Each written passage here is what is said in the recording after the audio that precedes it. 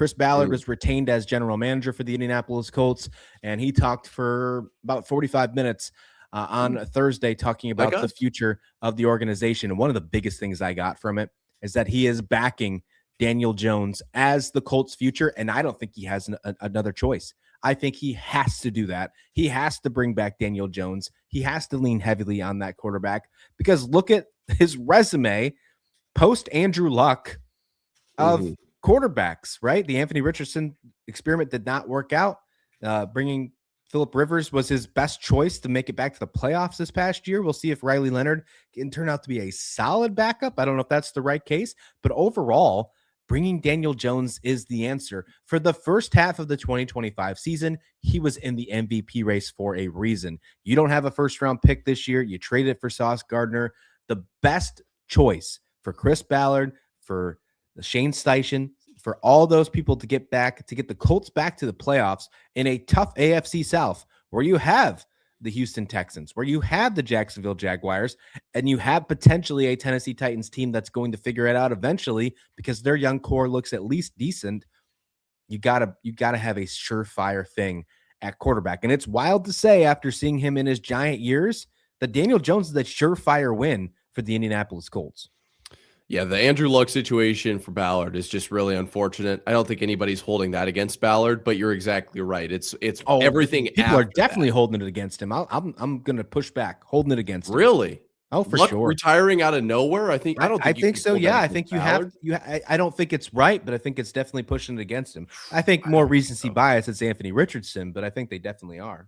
I think that a lot of people would say that was the right play, was like everything that happened up until Luck. And then when Luck just out of nowhere was like, poof, out into the existence. Like, it was like, you kind of got the short end of the stick on that one. Like, we'll give you the benefit of the doubt. The problem is with the benefit of the doubt, he hasn't done anything. So whether you disagree with how I feel about the Luck situation, since then, I think we can all agree it hasn't exactly gone well. And to kind of echo your point, because when you texted me that was what he said, I said immediately, that makes complete sense. He has to hitch his wagon to this guy. And my reasoning was, it's not necessarily about whether or not Daniel Jones is the GOAT or if he's an MVP next season or what he's capable of.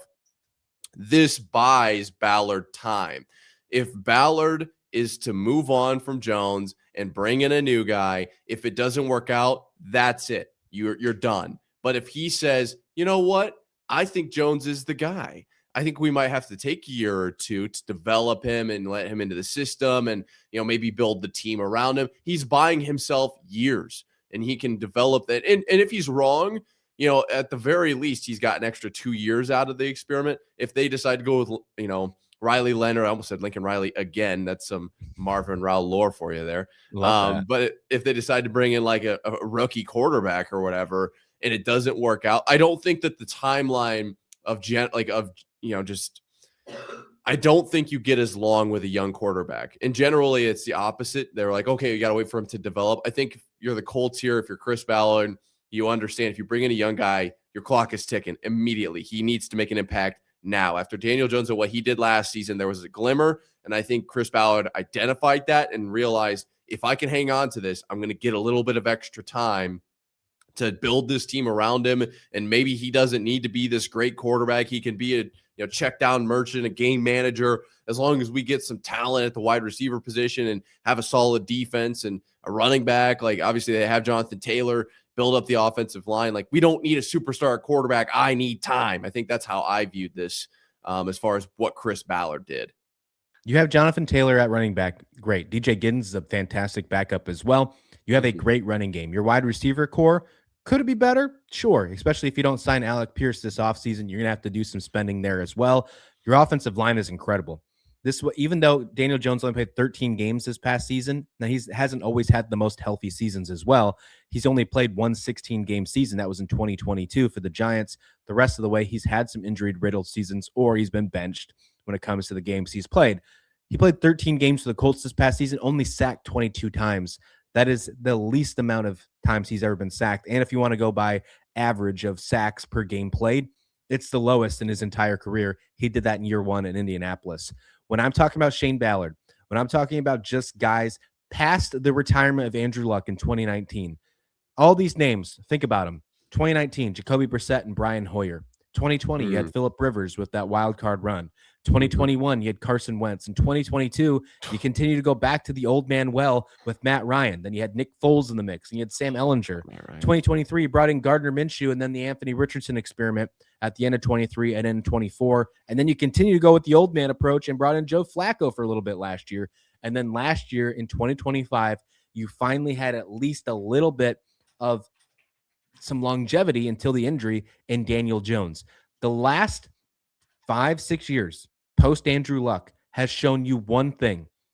You have tried to put a Band-Aid at the quarterback position. Yes. Daniel Jones for the first time. Anthony Richardson was the first attempt. It didn't work. But Daniel Jones for the first time is a proven quarterback in the league that can prove that he's no longer just a Band-Aid for the Indianapolis Colts. And I think that's all they need to get themselves to be back at the top of the AFC South.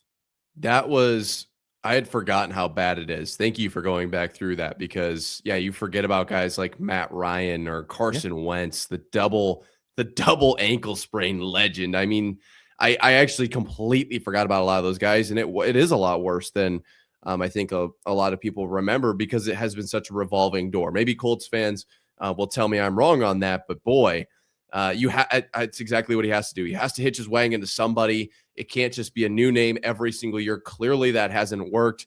That's like putting a Band-Aid on a bolt hole and being surprised when it gets saturated in 5 minutes. Like, what do you expect to happen? You're going to need something more than a little Band-Aid on that guy. So a Band-Aid is the exact right, metaphor there.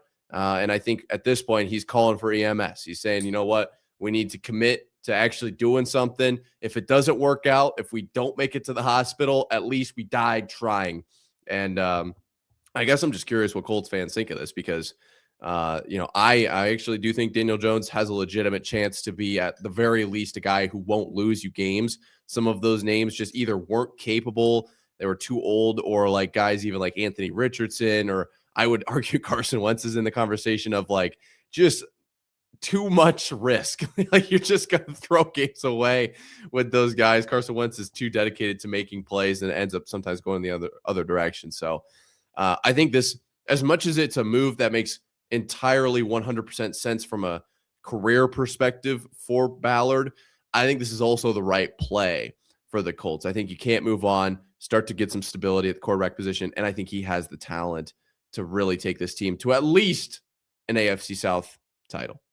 His quote here makes me curious because it's either the fact that he's had some sort of like backdoor conversation with Daniel Jones to show like, hey, we're committed to you, or the fact that Chris Ballard thinks that Daniel Jones is going to get some traction on the market this free agency window. So he wants to put it out there that, hey, publicly, we're interested in you to return to Indianapolis. He says this, quote, I'm looking at him both near and in long term. When you're chasing the quarterback all the time, it makes it very hard. Your margin for error really shrinks down. And I feel very good about Daniel Jones and where he's at and where he's going. Yeah, he's got the Achilles, but I think Daniel Jones has a really bright future here in Indianapolis. At least he's transparent. At least he's self-aware that he knows that the last 6 years, the quarterback has just been a Band-Aid and you're chasing it all the time. And he finally wants to solidify that with a guy like Daniel Jones.